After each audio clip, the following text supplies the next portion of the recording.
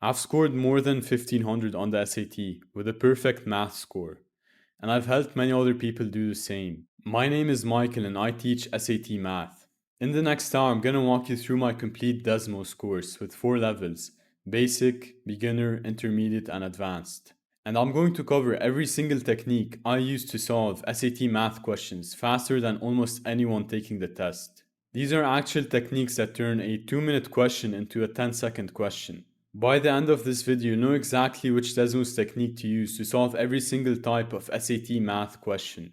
Before we start, in the description below you'll find links to my free community and my paid program. Check them out if you're interested. So first we're going to go over level 0, the Desmos basics. Now if you already know how to access Desmos and you know some of its basic functions, I'd recommend just skip over to level 1 or level 2 because this is just going to be a really basic overview of Desmos for those who are learning about for the first time. So yeah, we're going to go over the following. We're going to go over how to access Desmos, how to do basic math functions, how to actually use Desmos for the SAT, like the best practices for using Desmos. And yeah, that's basically level 0. So first, how do you actually access Desmos, and specifically the version that's actually used for the SAT and not just any version? So first, just go on to any browser that you're using. It could be Google, Firefox, whatever you use. Just type Desmos College Board. And the first link you're going to get is most likely going to be that College Board version of Desmos. So you just click that link and you'll access the website. So what does Desmos actually do? So Desmos is a graphing calculator. You insert an equation, it gives you a graph. It's as simple as that.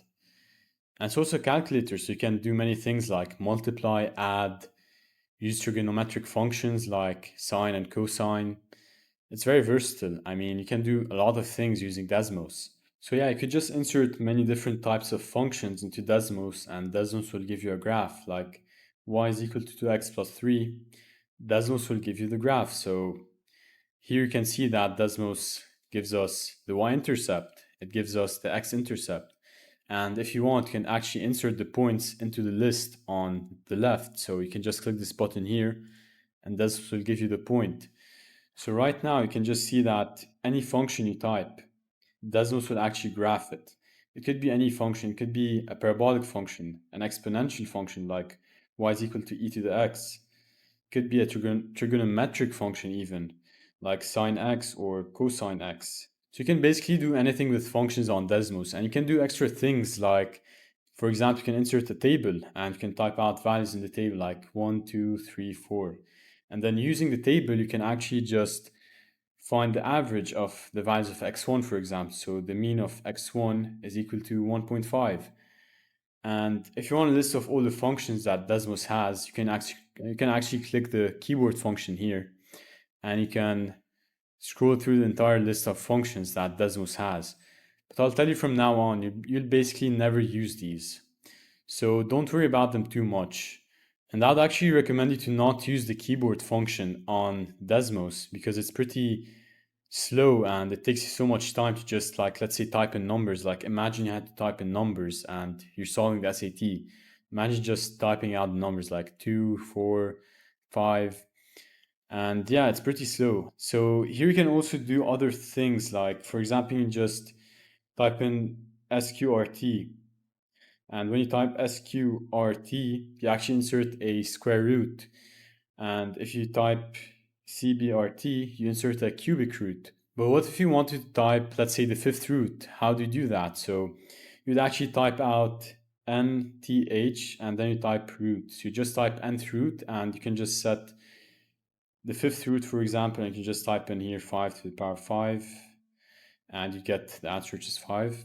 You can actually also type out lists. For example, you can type out a list for x2 and you just define that by typing x2 or any variable like a, b, c, it could be anything.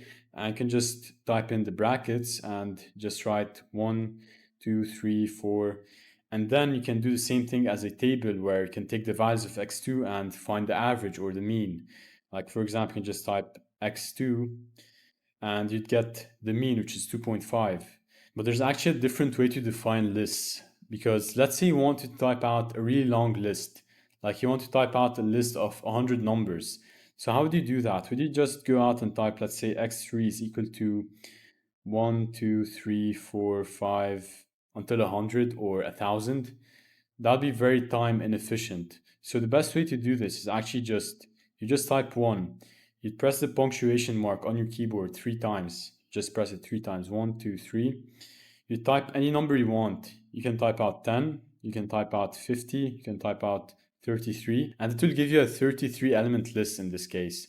And if you type out 100, it will give you a 100 element list going from 1 to 100. And this saves you so much time, and you'll actually use this technique later on when you're dealing with regressions. Another thing you can do, you can actually graph inequalities. So you can just type out y is greater than 2x plus 3. And this will give you actually the graph of the inequality, and it will give you all the solutions in the shaded area here. So if your point or if your line is in the shaded area, then it would be part of the solution. But if it's unshaded, then you'd know that it's actually less than 2x plus 3, so it wouldn't be part of the solution here. And here you can see that the line is dotted for some reason. So why is it line dotted? It's because you've defined it as greater. But if you define it as greater or equal to, then it would actually change to a full line, as you can see here. That means that the points on the line would be part of the solution. So here you can see that the point, like let's say 2.33 and 7.6, they'd be actually part of the solution of this inequality. However, if you see a dotted line, like you'd see like this dotted line here, and see a point on it, that means it's not part of the solution. So you have to watch out for that. So that's all when it comes down to the basics of Desmos. I'm going to cover the advanced topics later on, and I just want to go step by step here. I know it might be a little bit boring right now at the start. Desmos might seem a little bit weak or useless, but I'm going to cover the more advanced and more useful topics later on, so just stay with me for a bit. So now it's time to move on from level 0, the Desmos basics, on to level 1, the Desmos beginner. We're going to go over different question types, and the topics include how to solve equations and systems of equations, how to find the number of solutions to an equation, and how to solve and graph inequalities. So for the first question, in the xy plane, line P has a slope of minus 5 over 3 and an x-intercept of minus 6, 0. What is the y-coordinate of the y-intercept of line P? So first we know that a linear function can be defined as mx plus p. You don't have to write this, I'm just using it as a way to show you how I've replaced in the equation. So here I'm just going to add a new expression, and I'm going to write, okay, I'm going to replace the x-intercept and the slope in the linear function. So 0 is equal to minus 5 over 3 multiplied by minus 6 plus p. Okay, now you realize that you don't actually get an answer out of this. Desmos is just giving me a orange triangle. It's not telling me anything. And I'm not getting the value of p for some reason. Well, there's actually a very simple fix to this. So instead of using the equal sign, you have to actually use the tilde key. You have to use the squiggly line that you see here. So how do you actually type this in? So I'm just gonna put a quick screenshot of a keyboard to show you how to actually do this. It's very easy. You just find it next to your 1 key, and you press shift and you press that button on the left of your 1 key. And then you can insert this squiggly line, which is called a tilde. This is just asking Desmos just to find the value of a simple parameter in this situation.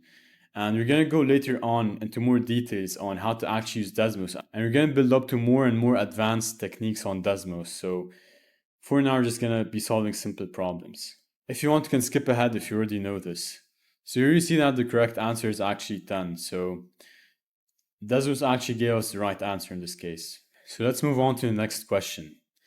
Line P is defined by 4y plus 8x is equal to 6.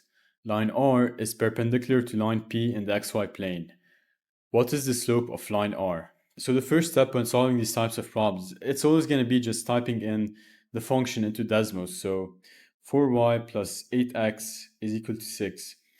And what you have to do now, you have to actually find the slope of this line. So it's going to be 8 minus 8 over 4, and you're going to get the value of the slope, which is minus 2. And you know that when you have two perpendicular lines, the product of their slopes is actually going to be equal to minus 1.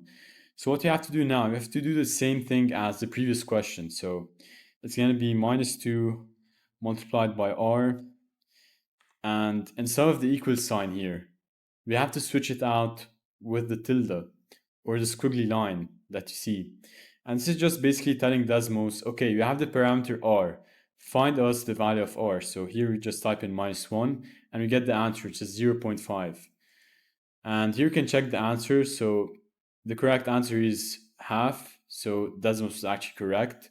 And you can of course solve this problem without using Desmos, but I'm using Desmos to help you familiarize yourself with how to actually solve on Desmos. So we're going to work step by step here. So now let's move on to the next question. What value of t is the solution to the equation? So for this question, it's actually very simple. All you have to do is just type out what you see into Desmos and you automatically get the answer. So you're just going to type out 0.8t minus 0.46 is equal to 8 multiplied by t minus 0.01 plus 1.9. And you have to remember, you cannot use the equal sign because Desmos does not understand what you want with the equal sign. So in this case, you have to remember that you have to use the tilde key. That way you actually tell Desmos that you actually want to find the value of the parameter t. And you get the answer, which is minus 0.326667. So this is the correct answer here. And for this problem, you realize that you can solve it manually, but now you're starting to realize that you're solving it way faster with Desmos. So now let's move on to the next question. How many solutions does the equation have? So for this question, I don't want you to type out this equation to Desmos here. I want you to actually split it up into two separate functions. So you're going to write this separate here, the left side separate and the right side separate. So we're going to write y is equal to 10 multiplied by 15x minus 9. And then we're going to write y is equal to minus 15 multiplied by 6 minus 10x. And here you see that, okay, wait, where's the second line? We've written two equations, but you can't see the second line. So here you actually notice that both lines are overlapping. And to actually know that the two lines are overlapping, and this basically means that they have infinitely many solutions. You click this button here, and what this does, this actually just disables the graph of the line. So you just click it and it will just disappear for a second. And when you click it again, it will reappear. So here you'll notice that both lines are overlapping. They have infinitely many solutions. And the way to know that, you'd actually click this button here. And if you see the blue line under it, that means, okay, wait, they're overlapping. They have infinitely many solutions. So in this case, the answer is C, and we have the correct answer. So now I'm going to show you the different types of scenarios for this problem. Let's say you had exactly one solution. So how would that look like? So let's say y is equal to x and y is equal to minus 2x plus 3. In Desmos, you'd see that you'd have the intersection point and see that two lines are intersecting at only one point. That would mean that the answer would be A in this situation here. So it would be A. If you had two intersection points and you had, let's say, y is equal to x and y is equal to x squared minus 2x, here you'd see that you have two intersection points at 0, 0 and 3, 3. And for you to have two intersection points, you actually need to have a quadratic function included. So now for infinitely many solutions, to actually find out if something has infinitely many solutions, all you have to do is just check if they're overlapping. You can have infinitely many solutions not only for linear functions, you can have infinitely many solutions for quadratic functions, cubic functions, exponential functions, really anything. So you have to really watch out for that. As for zero solutions, you can have actually many different scenarios. You can have two parallel lines. You can have, let's say, a parabola and a linear function that's actually below it. And you actually see that they have zero intersection points. So you'd see that visually on Desmos and you can easily tell. So yeah, in this situation, Desmos really simplifies the process for this problem here, where they're asking you for a number of solutions. All you have to do when you see this type of problem is just split the equation into two functions and see where they intersect. And depending on the number of intersections, you can determine the answer very easily. It will take you like 10 seconds with practice. So now let's move on to the next question. Which point xy is a solution to the given system of inequalities in the xy plane? So this problem is very simple. All you have to do is just type in the inequalities. So it's x plus 7, y is greater or equal to minus 2x minus 1. And here you'll see that when you have a system of inequalities, the solution will always be in the overlapping region, where you have two shaded regions intersect each other. It will never be in this region here. It will never be in this black region or this red region alone. It will be in the black and red region here. So all you have to do now is just find out which point actually belongs to the solution of the system of inequalities. So all you have to do now is just type out the points into Desmos, and the one that belongs in this region here will actually be our solution. So minus 14, 0, 0, 14, minus 14, 0, 14, and 14, 0. So here you can see that out of all the points here, we notice that the only point that actually belongs in the overlapping shaded region is actually 14, 0. So here you can tell that the answer is D. And here you have the correct answer. So you might be asking, wait, what if a point actually lied on the line here instead of the shaded region inside? Or it lied on this line here, the black line, or the red line? You have to be careful in this situation. If the line is part of the overlapping shaded region, like let's say this line here, it starts at this point here, the intersection point, and continues upward. And as for the red one, it also continues downward. You have to be careful. If it lies on this line here or this line here alone, and it's not part of the overlapping shaded region, then it wouldn't be part of the solution.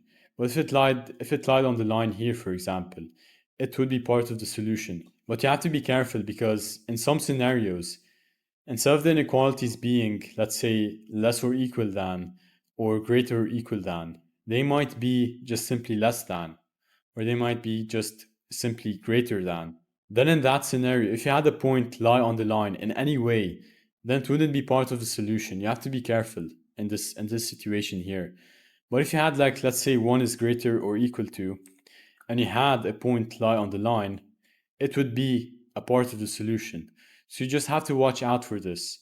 And you have to just keep in mind that sometimes, even if a point is not inside the overlapping shaded region, it can still be part of the line here and be part of the solution. So now let's move on to the next question.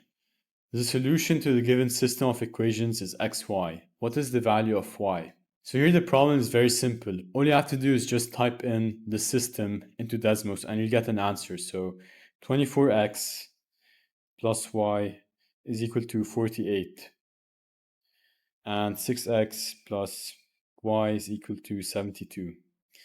And if you zoom out a bit here, you'll see the intersection point is the solution, and you get the answer here. The answer is minus 1.333, comma 80. And this is the value we're looking for, which is the value of y. So here the answer is 80. And you can check the answer, which is, of course, 80. This is a very basic problem, but I just want to show you how to solve it on Desmos. And yeah, it's very basic and self-explanatory, so it's not that difficult. So now let's move on to the final question of level 1. For each real number r, which of the following points lies on the graph of each equation in the xy plane for the given system? So the first step when solving these types of problems, the first step is always going to be just copying the system of equations into Desmos. So let's do that. 8x plus 7y is equal to 9, and 24x plus 21y is equal to 27. So what we'll notice here is that both lines are actually the exact same. They're overlapping because this one is just the first one multiplied by 3. If you just turn off, you can see, if you turn off one of the graphs, you can actually see that they're overlapping. They have the same equation, so they have to overlap. So now you might be asking, how do you actually solve this problem? So the easiest way to solve this problem is actually by brute forcing each possible choice by entering it into Desmos and seeing if you get an answer out of it. And to know if you got an answer out of it, you'd actually just check the graph and see if you see a point that belongs to the line. So now you might be asking, how do you actually solve this problem? So the way you'd solve this problem, you'd actually just brute force each possible point by inserting it to Desmos and seeing which point belongs to the line. That is the fastest way to solve it, and it's really easy to do, and it's very effortless. So when you recognize this type of problem, you can solve it really fast. And if you're fast at typing, it will help you a lot in the situation here. So all you have to do now is just type in the possible choices. So r minus 8 over 7r plus 9 over 7. And you have to add a slider for r.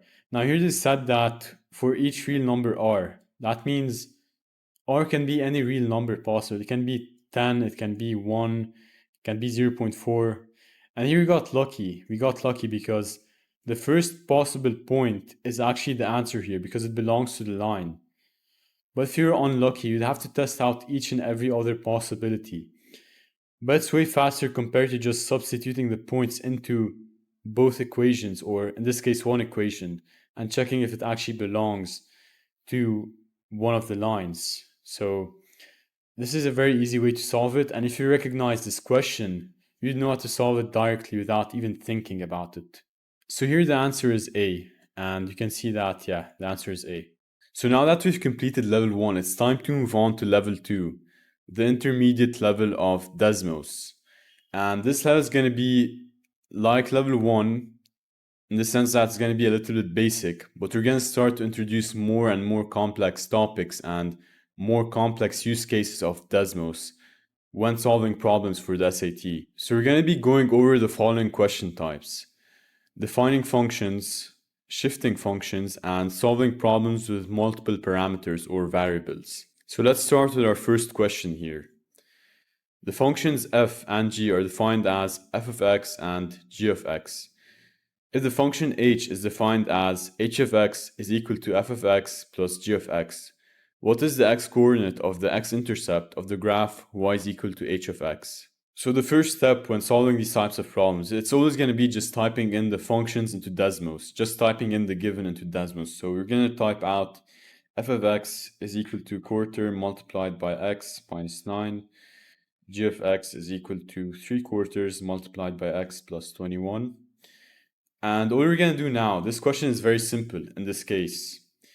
We're going to just write out the given in this situation. We know that h of x is equal to f of x plus g of x. So what you have to do now is just type it into Desmos, and Desmos will give you the answer here. So h of x is equal to f of x plus g of x. So here you can see that Desmos gave us the graph of h of x. And if you want here, you can just turn off the two other graphs so you can focus better on the graph of h of x. So you can see that we have the x-intercept in this situation, and the x-coordinate of the x-intercept here is minus 12. So here the answer is minus 12. So now you might be asking, what is the difference when you're defining functions this way? Y is equal to x plus 3. And what is the difference between that and defining functions this way when you're writing out f of x is equal to x plus 3?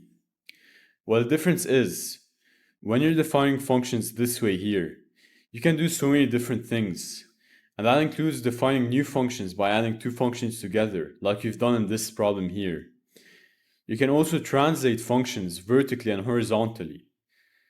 And for example here, you can just define a new function h of x, and you can just define it as f of x plus 10, and you've just translated the functions 10 units vertically in this case. So here the y-intercept is now 13 instead of 3 because you added 10.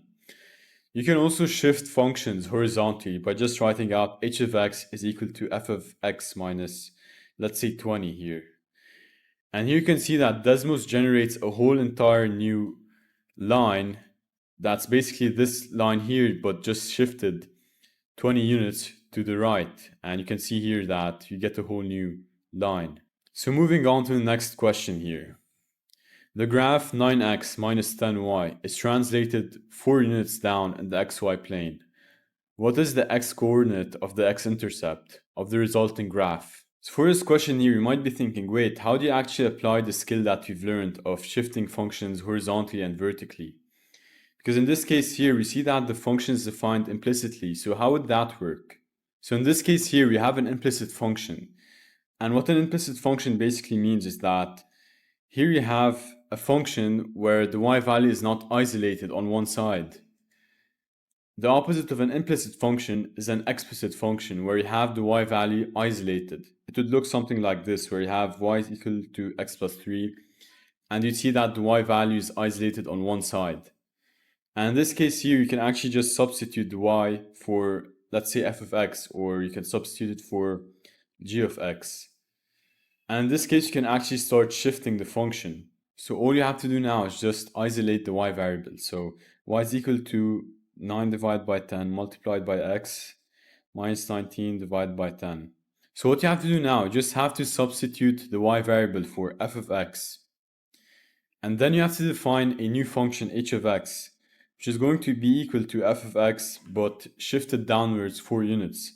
And you do that by just subtracting it by 4. So you just do minus 4 here, and you get the answer, which is 6.5556. And here you get the correct answer in this case. So now let's move on to the next question. In the given pair of equations, a and b are constants. The graph of this pair of equations in the xy plane is a perpendicular pair of lines.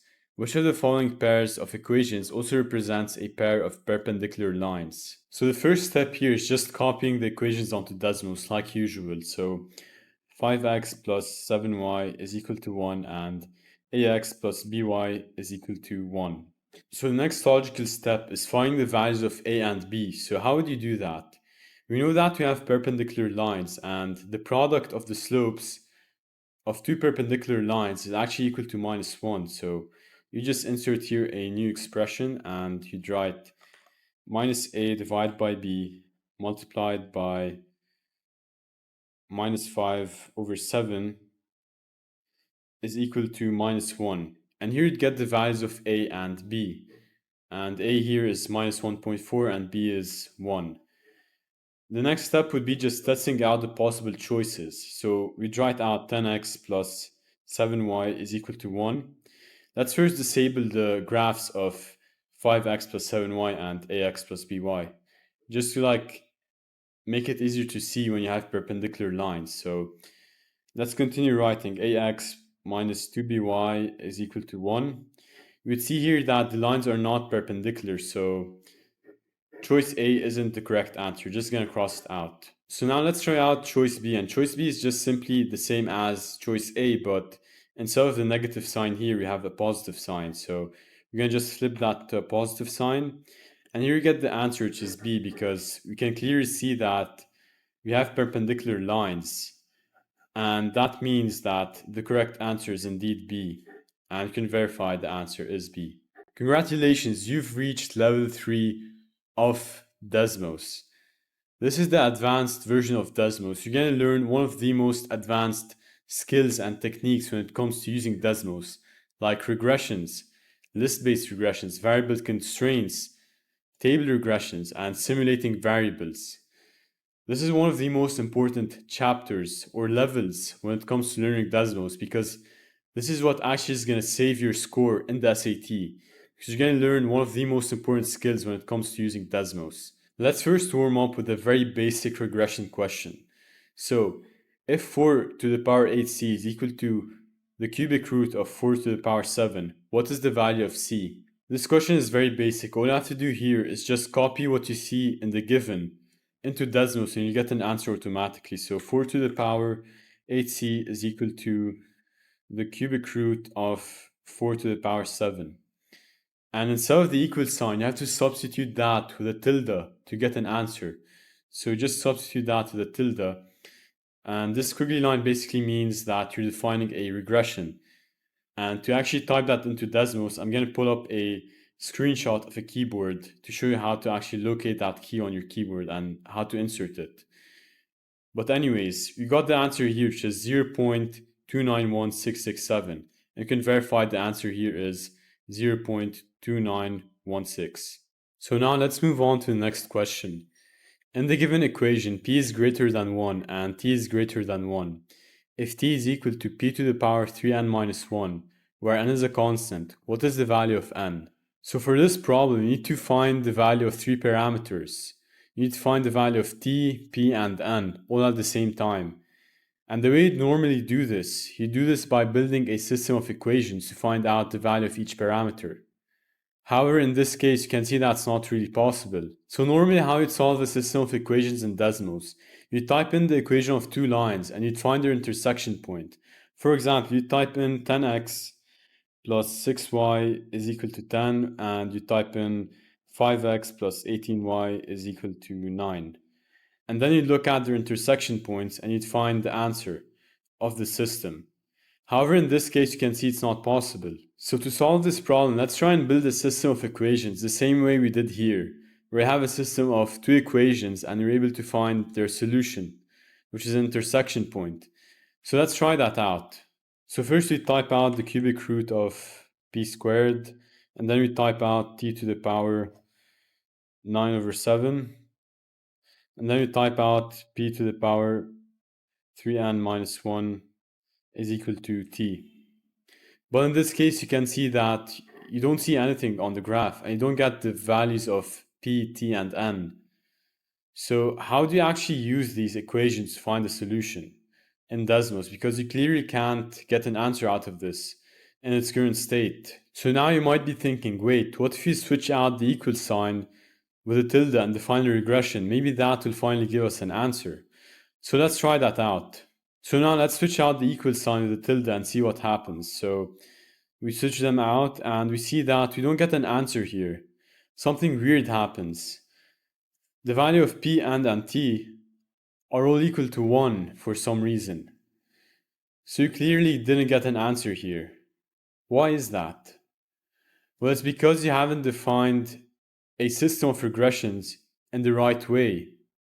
And to do that, you have to do it using a list. So I want you to follow the pattern I'm going to show you here when I'm writing the list-based regression. So you're going to enter some brackets and you're going to write in the cubic root of p squared. And then you're going to write alongside it p to the power 3n minus 1. Then you're going to close the bracket. And now you're going to define a regression by entering the tilde. And then you're going to insert another list alongside it.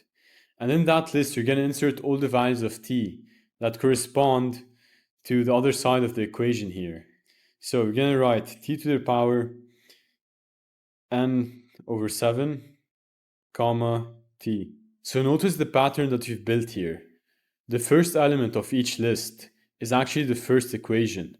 And then the second element of each list is actually just the second equation. But notice that we didn't get any answers in this case either. P is equal to 1, n is equal to 1, and t is equal to 1. We didn't get any clear answer on the values of p, n, and t. So what's the issue here? The issue here is that we haven't defined our constraints, which is p is greater than 1 and t is greater than 1. So how do we define constraints? To define parameter constraints in Desmos, you want to insert curly brackets. And you just want to copy the constraint into Desmos. So in this case, it's p is greater than 1. You just want to type out p is greater than 1.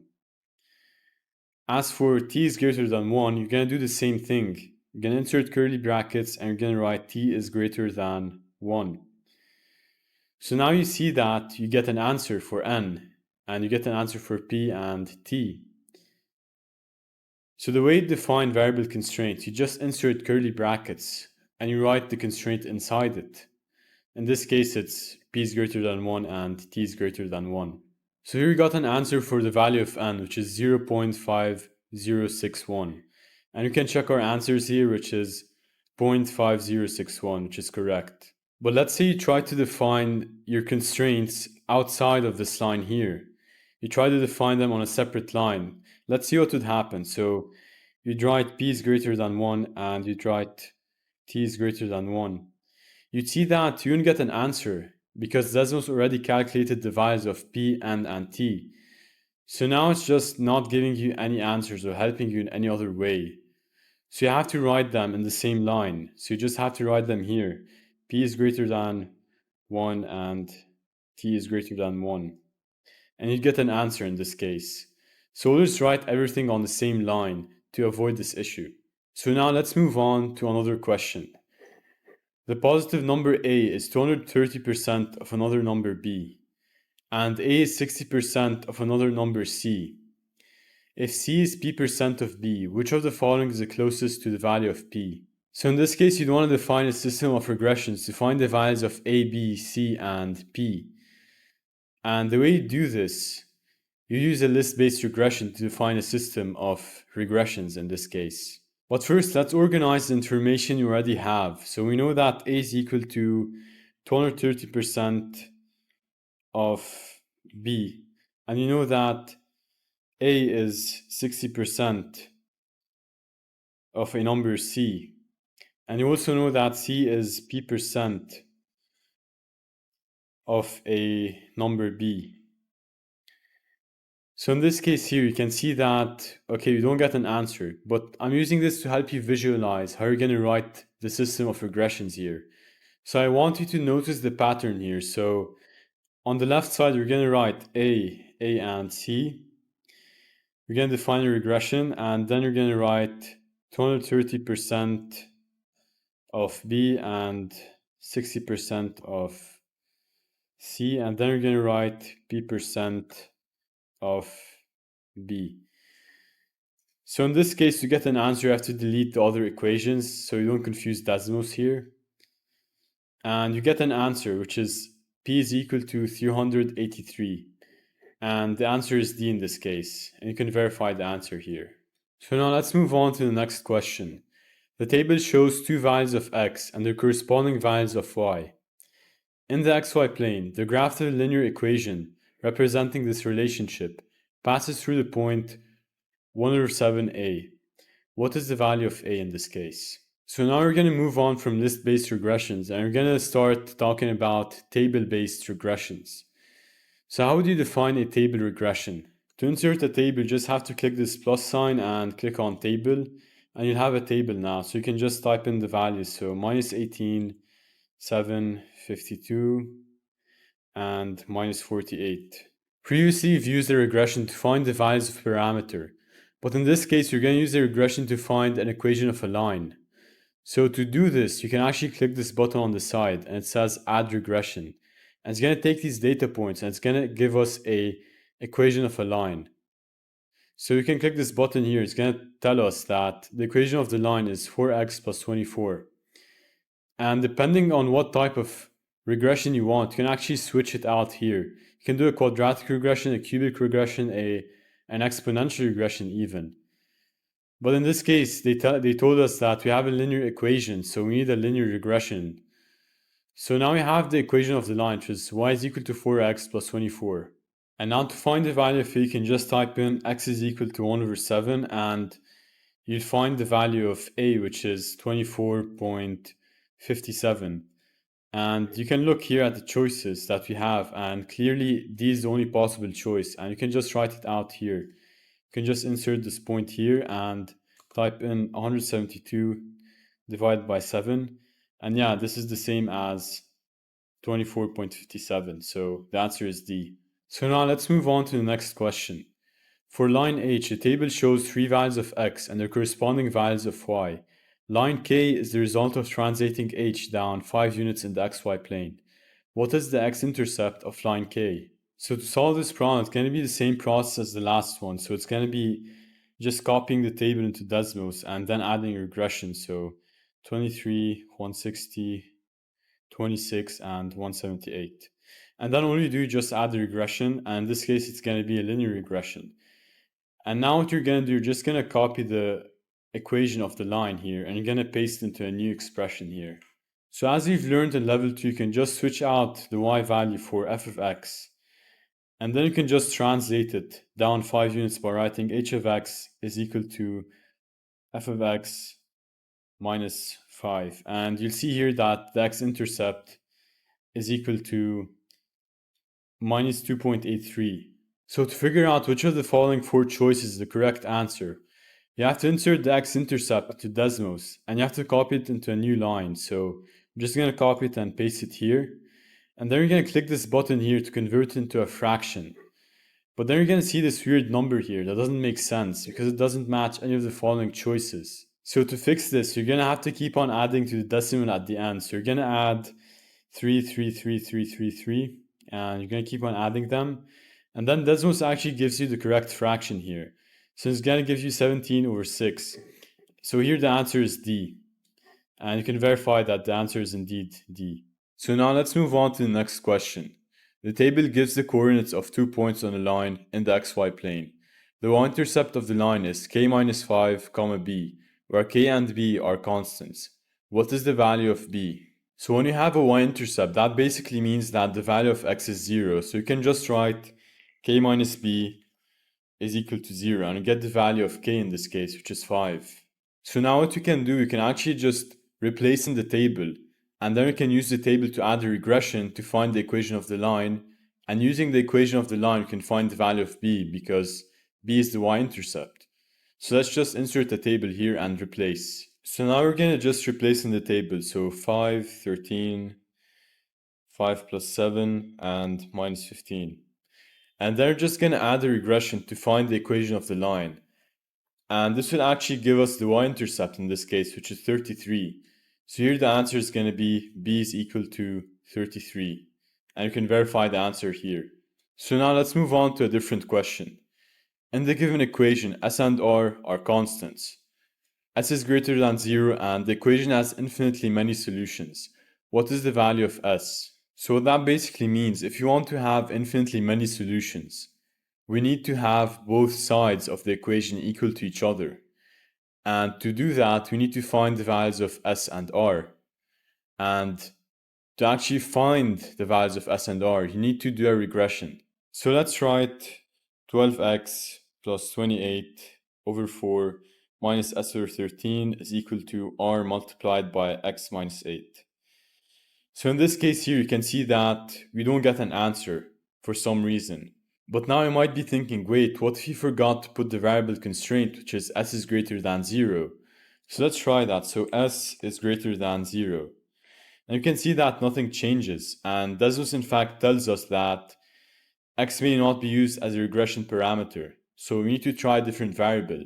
So to solve this problem, you have to actually simulate the variable x. And the way to simulate a variable, you have to actually just replace x by writing x1.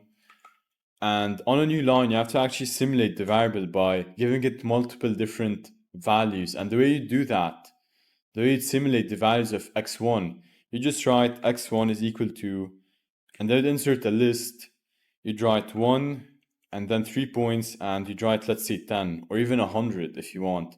But in most cases, 10 is enough. So you'd write that and you'd simulate the variable x1. And in this case, that gives you the value of s, which is 403. And you can actually verify the answer here is indeed 403. So you might be asking, why do you actually need to simulate the variable x1? Well, that's basically because that when you're simulating a variable x1, you're basically solving multiple list-based regressions all at once just by simulating the variable. I'm going to show you that this is the exact same thing as doing this. So if you write, let's say, a list and you just copy this over here, and then you'd copy it again, and then you'd make it equal to another list here. So it's going to be equal to this. And then you'd copy it again. And I'm just putting it full screen so you can see better. You're just doing a list-based regression here by simulating the variable. So doing this here, it's the same as doing this line over here. And it's basically just simulating the variable. Like let's say you have x2 instead of x1 here. And you just give, let's say x1 is equal to 1 and x2 is equal to, let's say 10. Let's just delete these over here. And you get the same answer. But instead of writing all of this, you're just simulating a variable, and that actually allows you to solve multiple list-based regressions all at once, instead of writing all of this, which is just simulating a list-based regression manually. So solving this problem using the first method saves you so much time because If you were to do the second method here, where it simulates the variables manually, you'd be wasting time. So basically this method here saves you so much more time than doing it in the second method, where you're simulating them manually. So now let's move on to the last problem, and it's going to be like the previous problem here. In the given equation, k and n are constants, with n being greater than 1. The equation has no solution. What is the value of k? So in this case here, you're going to do the exact same thing as the previous problem. You're going to simulate the variable x1, and you're going to solve it using a regression. So now all you have to do is just write 2k x1 minus n is equal to minus 28 over 15 x1 minus 36 over 19, and we just have to simulate the variable now. So it's going to be x1 is equal to 1 to 10, and you get the answer, which is k is equal to minus 0.9333, and you get the correct answer, which is minus 0.9333. But now you might be saying, wait, you've forgotten to write the constraint here, which is n is greater than 1. So let's just write that in this case. So let's just write n is greater than 1. But we see here that we don't get the correct answer here for some reason. We get k is equal to 0.925815, which doesn't match the answer that we got here for some reason. So the issue here is we just haven't simulated the variable enough. We haven't simulated x1 enough for Desmos to actually give us the complete decimal. So instead of simulating until 10 values in this case, you have to simulate until 5,000 values to actually get the correct answer in this case. So let's just switch out 10 for 5,000. And we'll get that k is equal to minus 0.9333. Now, of course, k is equal to 0.933333. So it's still not incomplete, but in this case, you've gotten it up to 4 significant figures, which is just enough in this case. So a different way to solve this would be using a list-based regression. Like in the previous problem, you can just use a list-based regression to simulate a variable x1 and x2 to get an answer. And in this case here, you'd get a more complete answer by using x1 and x2, because you can set x1 to 100,000, and you get a more complete answer in this case, which is k is equal to minus 0.933333. And you'd see that the correct answer would just match the value that we have here, and you wouldn't have to actually just increase the value a lot. So just keep in mind that both methods are useful when it comes to simulating a variable. Congratulations, you've just finished the course. Now if you've watched this course from start to finish, then that means you've officially mastered Desmos. So after completing this course, I want you to go and take a practice test. I want you to see where you're at in terms of skill. And after your practice test, I want you to go ahead and practice using questions from the question bank. Now, if you've been struggling with SAT math before, this course should have brought you at least 100 points on your SAT score. So that's basically every single Desmos technique you need to know to actually score an 800 on the SAT math section. This is the exact system that got me to score a perfect 800 on the SAT math section, and I teach this more in depth in my paid tutoring program. If you want this broken down to an actual week-by-week plan, and you want live calls where I tell you exactly what to fix, and you want 24/7 support, then the paid tutoring program is what you need. And you can find the link in the description. And if you're not ready for that yet, then I'd suggest you join the free community. It's completely free. You'll find free guides there, free strategies. And yeah, you can join today. Thanks for watching, and I'll see you in the next one.